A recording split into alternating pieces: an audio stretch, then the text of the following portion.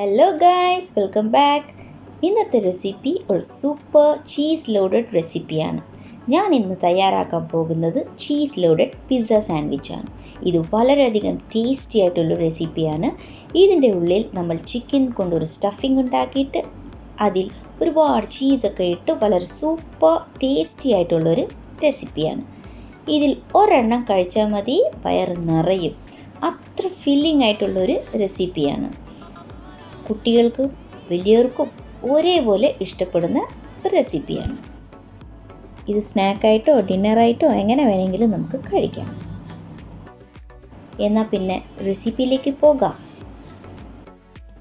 ഇതിനായി ആദ്യം തന്നെ 200 ഗ്രാംസ് ചിക്കൻ ബോൺലെസ് എടുക്കാം. ചിക്കൻ ചെറിയ ചെറിയ കഷ്ണങ്ങൾ ആക്കിയിട്ടുണ്ട്. ഇതിൽ 1 ടീസ്പൂൺ ഉപ്പ്, 1/2 ടീസ്പൂൺ മഞ്ഞൾപ്പൊടി, 3/4 ടീസ്പൂൺ മല്ലിപ്പൊടി, 1/4 ടീസ്പൂൺ ജീരകപ്പൊടി, 1 ടീസ്പൂൺ മുളക് പൊടി, 1/4 ടീസ്പൂൺ ഉണക്കമുളക് പൊടിച്ചത്, 1 tablespoon tandoori masala, 1 tablespoon നാരങ്ങാനീര്, 1/4 കപ്പ് തൈരിട്ട് മിക്സ് ചെയ്യാം. ചിക്കൻ ഈ മസാലയും തൈരും ഒക്കെ ചേർത്ത് മിക്സിൽ നല്ലതുപോലെ കോട്ട് ചെയ്തെടുക്കാം.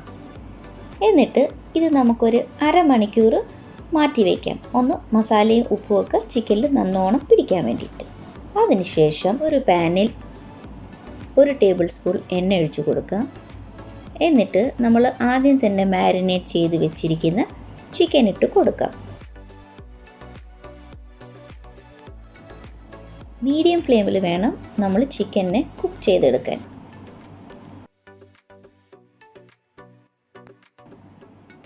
ഇടയ്ക്കിടയ്ക്ക് നമ്മൾ ഇത് ഇളക്കി കൊടുക്കണം.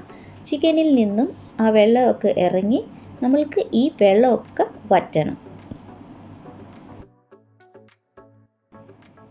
ഈ വെള്ളമൊക്കെ വറ്റി ചിക്കൻ ഒന്ന് നന്നായി വെന്തതിന് ശേഷം നമുക്ക് ഒരു അരമുറി സവാള അരിഞ്ഞത്, അരമുറി ക്യാപ്സിക്കം അരിഞ്ഞത്, 1/2 ടേബിൾ സ്പൂൺ വെളുത്തുള്ളിപ്പൊടി, 1/4 ടീസ്പൂൺ ഇഞ്ചിപ്പൊടി ഇട്ട് കൊടുക്കാം.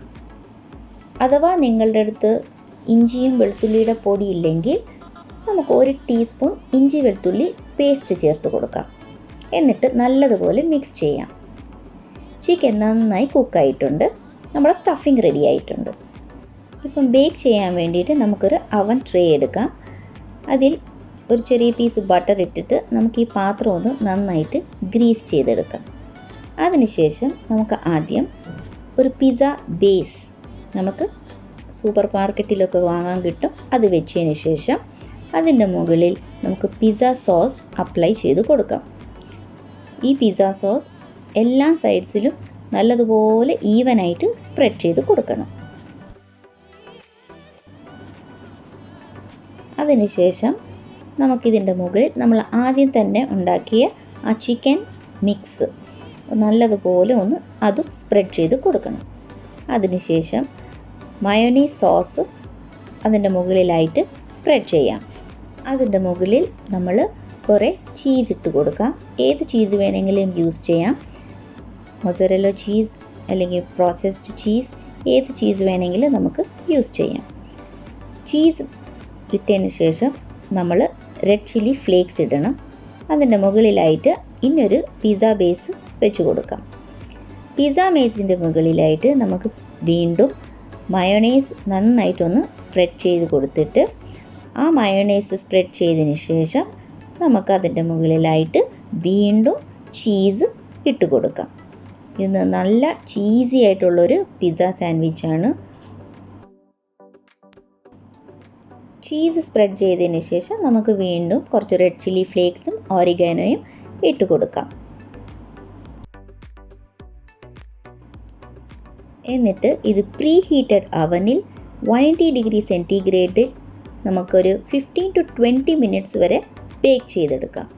മുകളിലുള്ള ക്രസ്റ്റ് ഒരു ഗോൾഡൻ ബ്രൗൺ ആകുന്ന വരെ നമുക്കിതിനെ ബേക്ക് ചെയ്തെടുക്കാം.